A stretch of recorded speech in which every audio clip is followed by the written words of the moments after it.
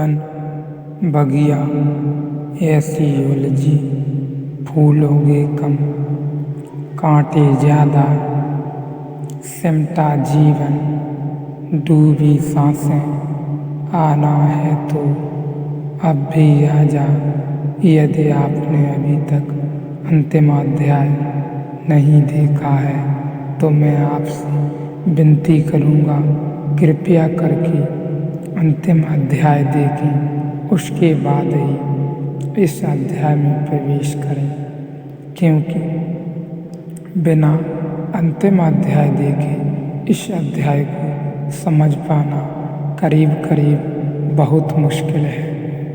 और एक भिखारी है, उसकी जेब में चाबी रखी है खजाने की, वह खजाना भी मौजूद है अभी, यह चाबी अभी मौजूद है, लेकिन भिखारी चाबी को भूल गया, याद नहीं कर पाता है और भीख मांगने में लगा रहता है।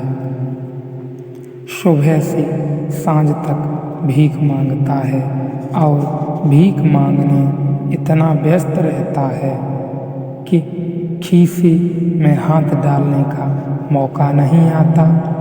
हाथ सदा दूसरे के सामने फैले रहते हैं और जो हाथ दूसरे के सामने फैले हों वे अपने खीसे में कैसे जा सकते हैं, वे मांगने में लगे रहते हैं। मन दूसरे की तरफ उत्सुक बना रहता है, अपनी खोज की सुविधा नहीं मिलती। रात अगर थोड़ी बहुत फुर्सत भी मिलती है तो वह भी दूसरों से जो भी मिला है उसकी गिनती और लेखा जोखा करने में खो जाता है। सुबह उठकर फिर दौड़ है, सांझ फिर हिसाब किताब है। करोड़पति ही हिसाब करते हों तो ऐसा नहीं है, भिखमंगे भी हिसाब करते हैं। और इसलिए भिखमंगे और करोड़पति में जो अंतर होता है वह कोई गुणात्मक नहीं होता, परिणात्मक होता है, मात्रा का ही होता है।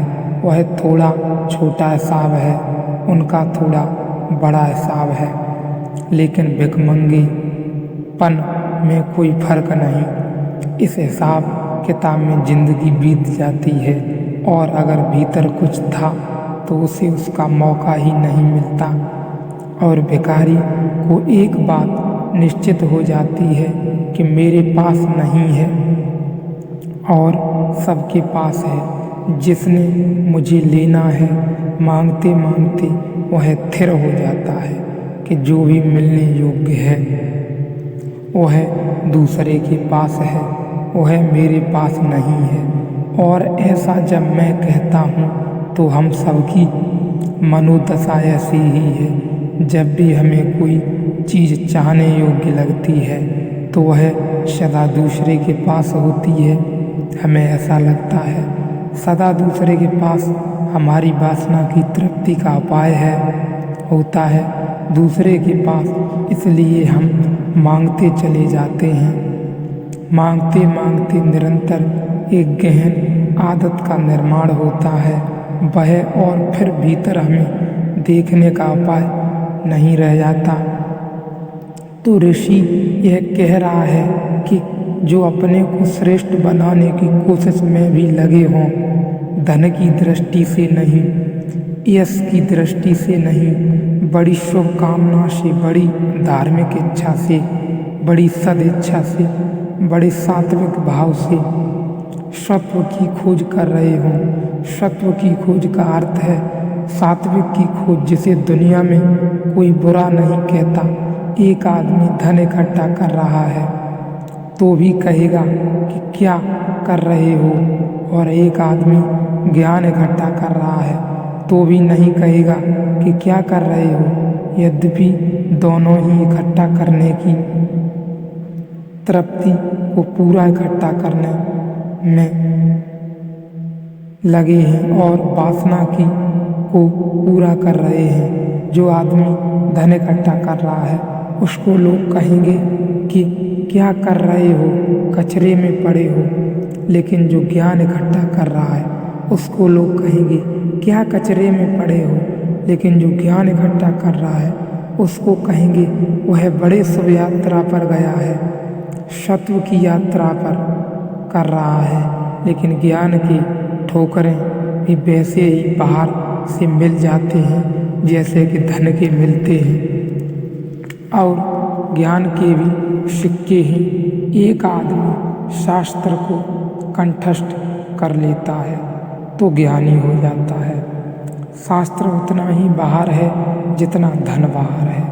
तिजोरी में नहीं रखता है, स्मृति में रखता है। स्मृति भी एक तिजोरी है, और एक लिहाज से यह आदमी ज़्यादा होशियार है, ज़्यादा बड़क है, क्योंकि तिजोरियाँ बाहर की काटी और खोली जा सकती हैं, चुराई जा सकती हैं। स्मृति की तिजोरी को चुराना ज़रा मुश्किल है। जब तक माओ जैसा कोई व्यक्ति हुकूमत में न हो तब तक ज़रा मुश्किल है। चुराया तो वहाँ भी जा सकता है। अब तो कोशिश चलती है कि आपकी स्मृति को भी छोड़ा न जाए, आप उसके भी मालिक न रह जाएं। तो अब तो ब्रेन बॉस के मस्तिष्क को थोड़ा धो डालने के और साफ करने के उपाय विकसित हो गए हैं, और आपकी खोपड़ी को साफ किया जा सकता है। कोरियन युद्ध के बीच एवं उसके बाद चीन ने जो कैदी पकड़ रखे थे, अमेरिकन युद्धबंदी बना रखे थे, उन पर उन्होंने गहन प्रयोग किए हैं मस्तिष्क को धो डालने के। और एक बहुत अजीब अनुभव यहाँ आया, और वह अनुभव बड़ा कीमती है। वह अनुभव यह आया कि 100 आदमियों में 5 आदमी ही ऐसे होते हैं जिनके मस्तिष्क को धोने में दिक्कत आती है।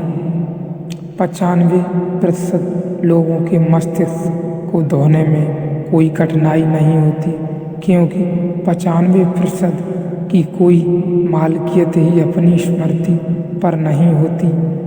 बहुत आसानी से धोई जा सकती है, क्योंकि उनकी स्मृति पर उनकी मालिकियत नहीं होती। वे अपनी स्मृति के मालिक ही नहीं होते। बड़ी सरल तरकीबों से स्मृति धुल जाती है, और वह आदमी जब स्मृति धुलकर बाहर आता है तो वह खुद भी ख्याल नहीं कर सकता कि कल मैं क्या मानता था, कल मेरा क्या भरोसा था, कल मेरा क्या विश्वास था। स्टेलिन और मो दोनों ने बड़े महत्वपूर्ण प्रयोग किए हैं। खतरनाक और आदमी की स्वतंत्रता की प्रतिकूल पर महत्वपूर्ण, क्योंकि उनसे कुछ बातें जाहिर हुई। जिस आदमी ने हत्या नहीं की उसे राजी करवाया जा सकता है कि उसने हत्या की है, और वह अदालत में आकर वक्तव्य भी देता है कि मैंने हत्या की है। और मज़े तो तब आते हैं एवं जब कि बाद में वह आदमी भी पकड़ा जा सकता है जिसने वास्तविक हत्या की थी, और इस आदमी ने कन्फेस भी कर लिया, इसकी फांसी भी हो गई, और उन्होंने स्वीकार किया था। और इसने स्वीकार किसी दमन और दबाव में नहीं किया था, जो नहीं घटना को धोकर उसे स्वीकार करवाया गया था, उसके मस्तिष्क को धोकर उसे स्वीकार करवाया गया था। एक दफ़ा स्मृति धुल जाए तो दूसरी तरकीब उसके भीतर कुछ भी डाल देने की और कठिन नहीं है। फिर उसके मस्तिष्क खोपड़ी में कुछ भी डाला जा सकता है।